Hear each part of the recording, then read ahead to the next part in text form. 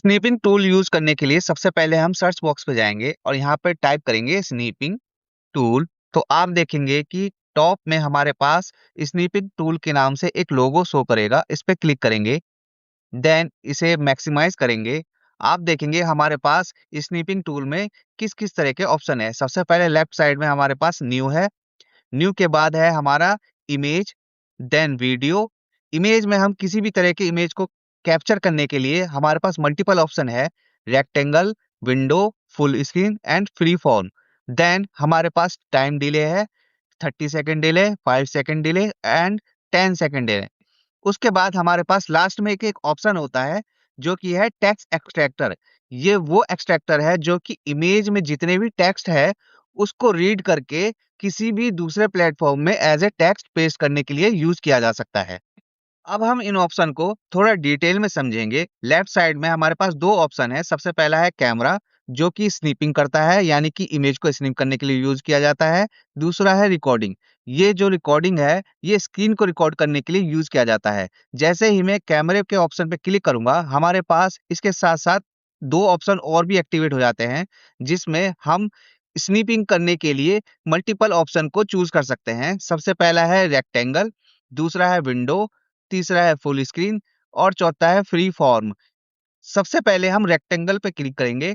Then इसको मैं थोड़ा छोटा कर देता हूं और यहाँ पे न्यू वाले ऑप्शन पे क्लिक करूंगा। तो आप देखेंगे कि जो प्लस का सिंबल है वो एक्टिवेट हो जाता है। जैसे ही मैं प्लस के सिंबल से लेकर यहाँ पे लास्ट तक उसको ड्रैग करता हूँ, उसी इमेज को वो कैप्चर करेगा। अब आप देखेंगे स्नीपिंग टूल ने उस इमेज को कैप्चर कर लिया है। इसके साथ साथ हम इस इमेज पे मल्टीपल मॉडिफिकेशन भी कर सकते हैं। यहाँ पर हमारे पास मल्टीपल ऑप्शन भी आ जाते हैं। यहाँ पे मैं जैसे ही इस पे क्लिक करूंगा यहाँ पे हमारे पास पेन आ जाता है। इस पे हम किसी भी तरह का टेक्स्ट टाइप कर सकते हैं या फिर उसको सर्कुलेट कर सकते हैं। देन यहाँ पर हमारे पास आ जाता है हाइलाइटर। उसको हम हाईलाइट भी कर सकते हैं या फिर कोई भी टेक्स्ट है उसको हाईलाइट कर सकते हैं अपने अकॉर्डिंग। देन इरेजर, अगर हमने कोई भी हाईलाइट गलत हाईलाइट कर दिया है तो उसको हम इरेज भी कर सकते हैं इरेज के हेल्प से। इसके साथ साथ हम इसमें कोई भी शेप्स इंसर्ट कर सकते हैं और यहाँ पे इस इमेज को हम क्रॉप भी कर सकते हैं।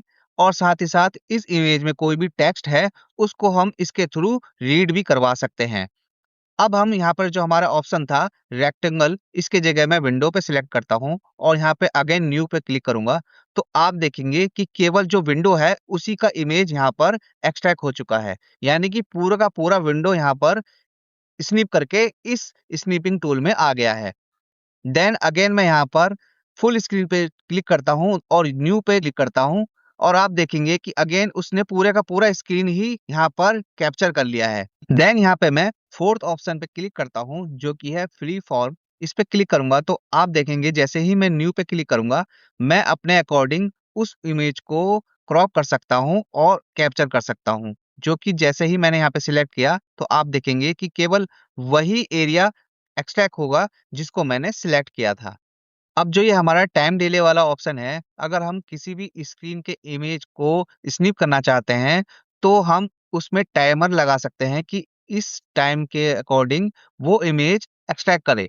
अब हम चलते हैं स्क्रीन रिकॉर्डिंग वाले ऑप्शन पे। जैसे ही हम लेफ्ट साइड में रिकॉर्डिंग वाले ऑप्शन पे क्लिक करेंगे और न्यू पे क्लिक करेंगे तो आप देखेंगे कि हमारे पास रिकॉर्डिंग वाला ऑप्शन एक्टिवेट हो चुका है। हम उस एरिया को सिलेक्ट करेंगे जिस एरिया पे हम उस स्क्रीन को रिकॉर्ड करना चाहते हैं। जैसे ही हम उस एरिया को सिलेक्ट करेंगे देन स्टार्ट पे क्लिक करेंगे तो आप देखेंगे कि जो हमारा स्क्रीन है वो रिकॉर्ड हो चुका है। मैं यहाँ पे इसको थोड़ा रिकॉर्ड करके आपको दिखा देता हूँ। वेबसाइट में जाता हूँ और पावर पॉइंट में जाता हूँ। जैसे ही मैं इस रिकॉर्ड को स्टॉप करता हूँ और आप देखेंगे कि जो हमारा स्नीपिंग टूल है उसने उस एरिया को रिकॉर्ड कर लिया है।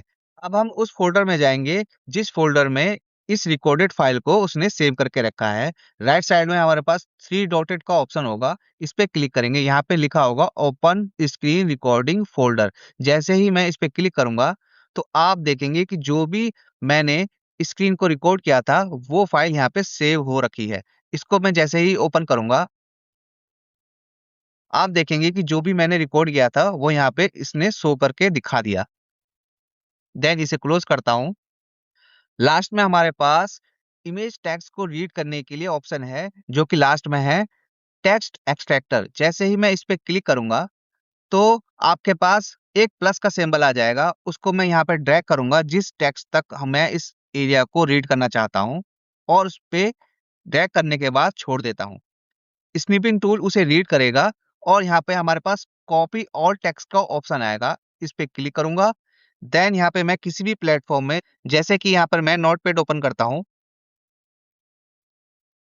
और उस नोटपैड पे मैं यहाँ पर जैसे ही क्लिक करूँगा और उस पे पेस्ट करूँगा तो आप देखेंगे कि जो भी टेक्स्ट था इमेज में, वो भी यहाँ पर एज़ ए टेक्स्ट में पेस्ट हो चुका है, जिसमें किसी भी तरह की एरर यहाँ पर आपको नहीं मिलेगी।